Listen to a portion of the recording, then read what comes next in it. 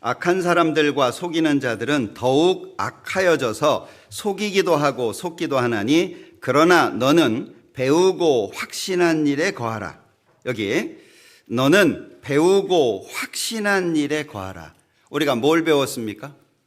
많은 말씀을 듣는 게 중요한 게 아닙니다. 성경을 많은 걸 보는 게 중요한 게 아니에요.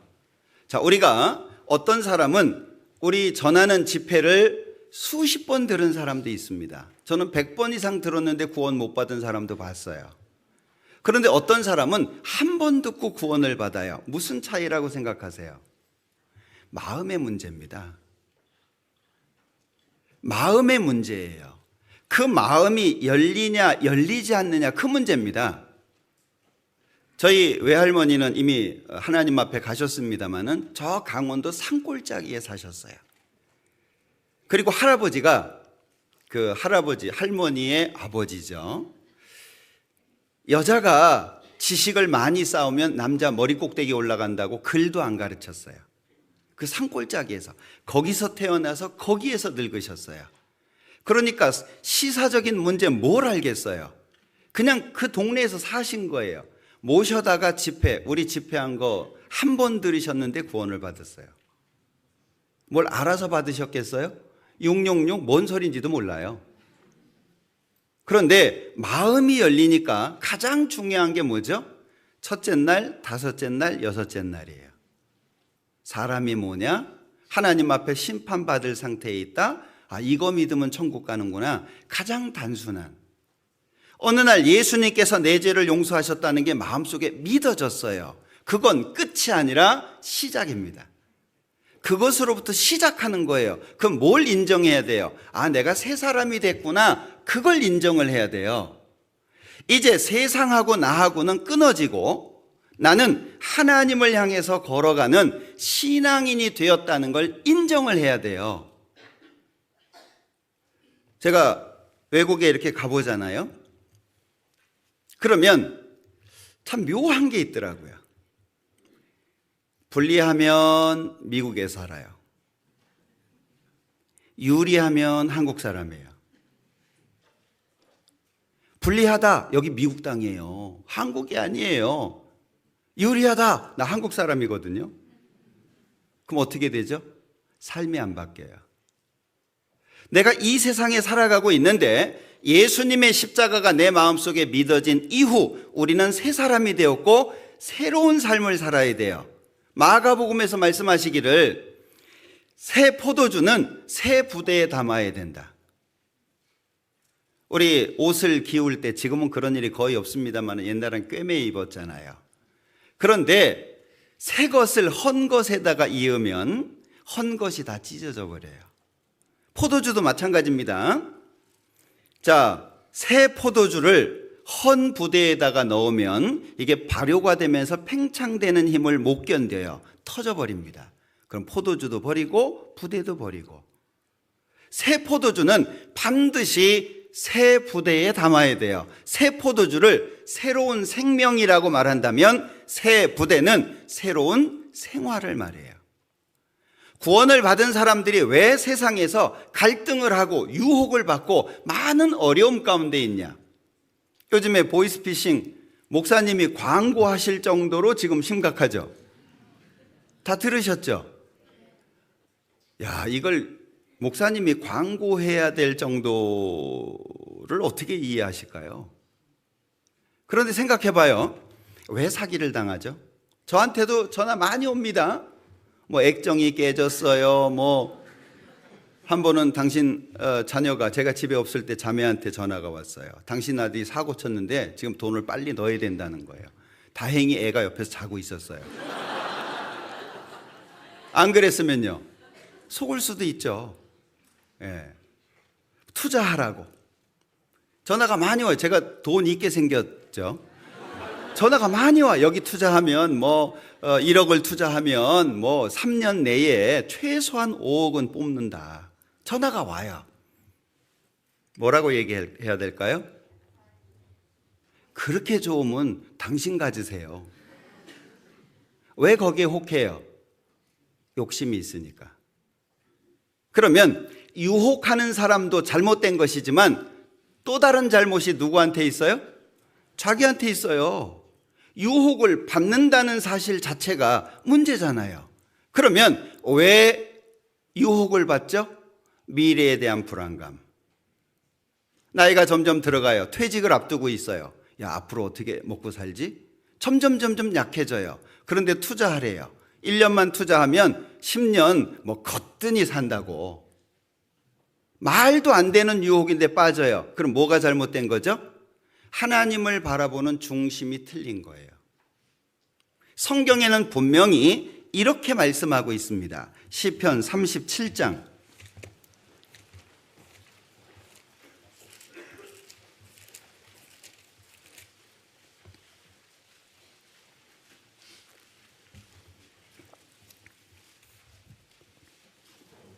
23절입니다.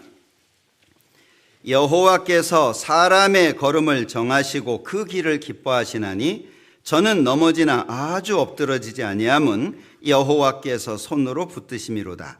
내가 어려서부터 늙기까지 의인이 버림을 당하거나 그 자손이 걸식함을 보지 못하였도다. 분명히 약속하고 계시죠? 그런데 여기 25절의 내용을 정확하게 하나님으로부터 받기 위해서는 필요한 게 뭐냐? 23절입니다. 분명히 하나님은 약속을 지키십니다. 여기 말씀하고 있는 것처럼 내가 어려서부터 늙기까지 의인이 버림을 당하거나 그 자손이 걸식하는 걸 보지 못했다. 이건 틀림없는 사실입니다. 그런데 선행되는 게 있어야 돼요. 그게 23절입니다. 23절 다시 볼게요. 여호와께서 사람의 걸음을 정하시고 그 길을 기뻐하시나니. 그러면 하나님께서 길을 정해 놓으시는데 그 길이 뭐죠? 첫 번째, 구원받는 겁니다. 두 번째, 말씀에 순종해서 살아가는 겁니다. 구원받은 사람들의 무기가 있어요. 구원받은 사람들은 대단한 배경을 갖고 있습니다. 왜? 하나님이 함께 계시니까. 그러면 구원받은 사람들의 무기가 뭐냐? 첫째 정직, 두 번째 성실입니다. 구원을 받은 사람들은 정직하게, 성실하게, 나머지는 하나님이. 그러니까 지금 내가 하나님의 뜻대로 살아가는데 어려우면 그게 하나님의 뜻인 거예요. 뭔가가 있어요.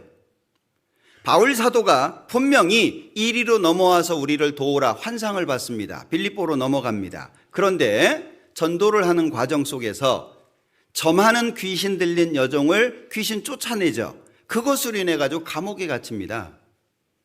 생각해봐요. 분명히 불렀잖아요. 환상을 통해서 이리로 넘어와서 우리를 도우라 하나님의 뜻이었어요. 그런데 간이 감옥에 갇혔어요. 어떻게 생각하실까요? 우리가 신앙적으로 생각하지 못하면 하나님의 길을 놓칠 때가 많아요. 우리는 보통 내가 잘 되면 하나님의 뜻, 내가 안 되면 반대라고 생각을 해요. 대부분 그러시죠? 심지어 어떤 분은 하나님께서 내 사업을 망하게 하셨다고. 그럼 하나님이 사업 망하게 하시는 분인가요?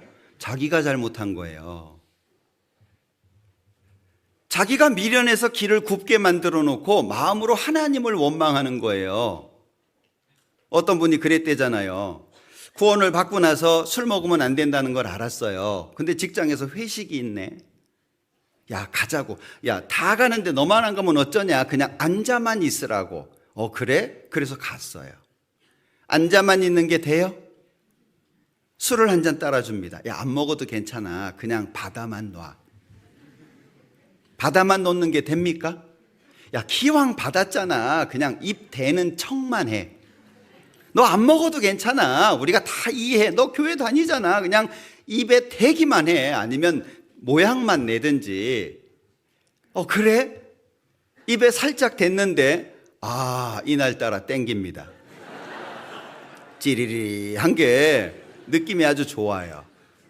그래서 한 잔 마셨네요. 그러다 보니까 이게 한 잔이 두 잔 되고 두 잔이 세 잔 되고 나중에 정신 차리고 나니 자기가 무슨 짓을 한 거예요? 그리스도인으로서 해서는 안 되는 일을 한 거예요. 그러면 마음속에 어떻게 해야 돼요? 무릎을 꿇고 회개해야 되는데 마음에 어떤 마음이 들어요? 하나님, 저 술 안 먹게 해달라고 했죠. 왜 안 도와주셨어요? 사람 마음은 기본적으로 나쁩니다. 요즘에 날씨에 보면 뭐 미세먼지, 초미세먼지, 나쁨, 아주 나쁨 뭐 이런 거 뜨잖아요. 사람의 마음은 아주 나쁨이에요. 내가 착한 사람이라고 생각하시면은 하나님의 뜻을 발견하기 어렵습니다. 우리는 구원을 받았지만 죄인의 상태에서 의인으로 바뀌었지만 우리의 구원은 믿음의 결국 곧 영혼의 구원을 받음이라. 우리의 영혼이 하나님의 자녀라고 하는 신분을 가진 것이지 우리 육체가 바뀐 게 아니에요.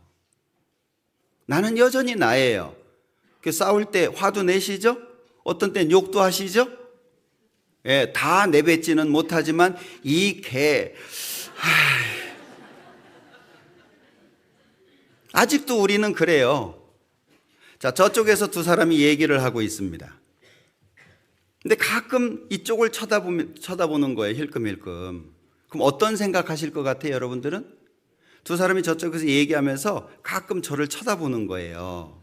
그럼 제 마음속에 이 사람들이 이것도 안 돼요.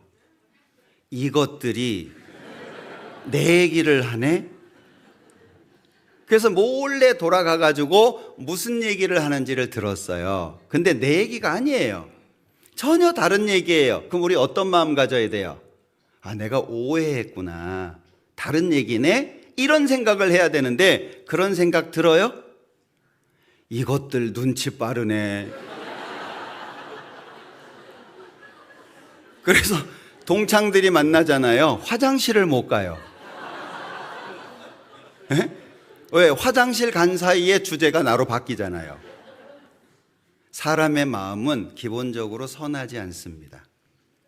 그 악한 마음에 하나님의 사랑에 의해서 감동된 거예요. 그런데 하나님의 사랑이 끊기면 또는 하나님의 사랑이 약해지면 나는 원래 나예요.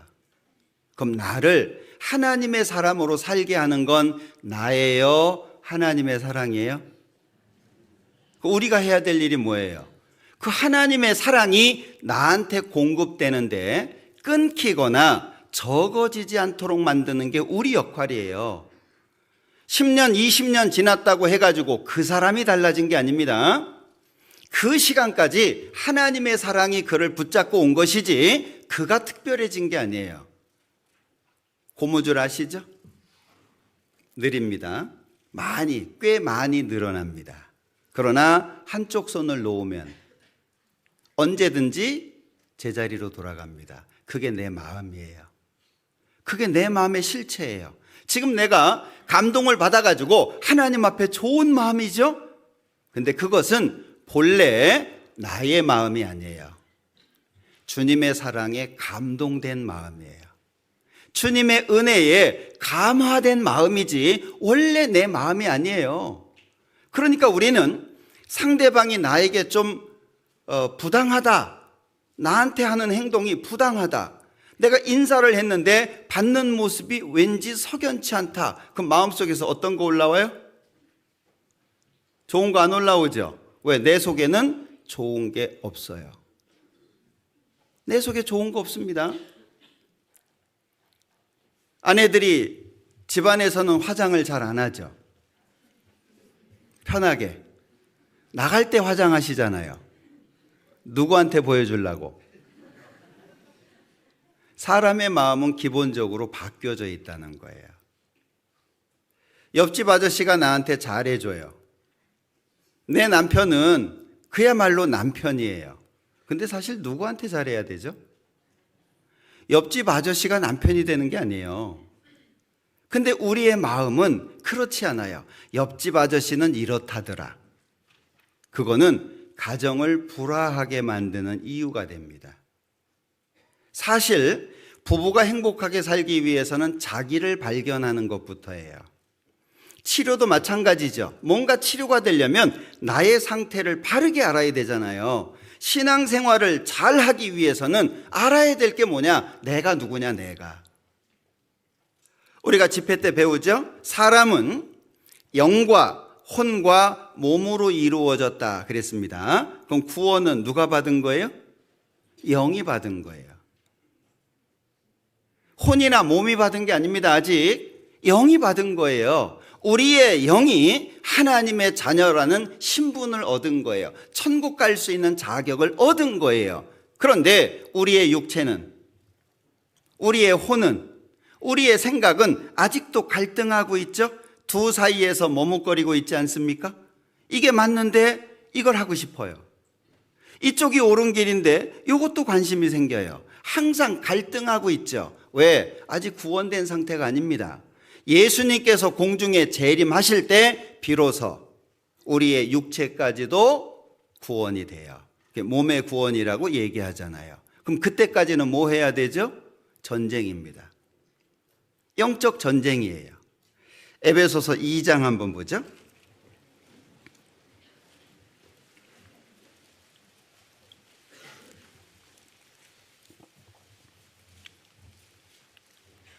1절 너희의 허물과 죄로 죽었던 너희를 살리셨도다. 그때에 너희가 그 가운데서 행하여 이 세상 풍속을 좇고 공중의 권세 잡은 자를 따랐으니 곧 지금 불순종의 아들들 가운데서 역사하는 영이라.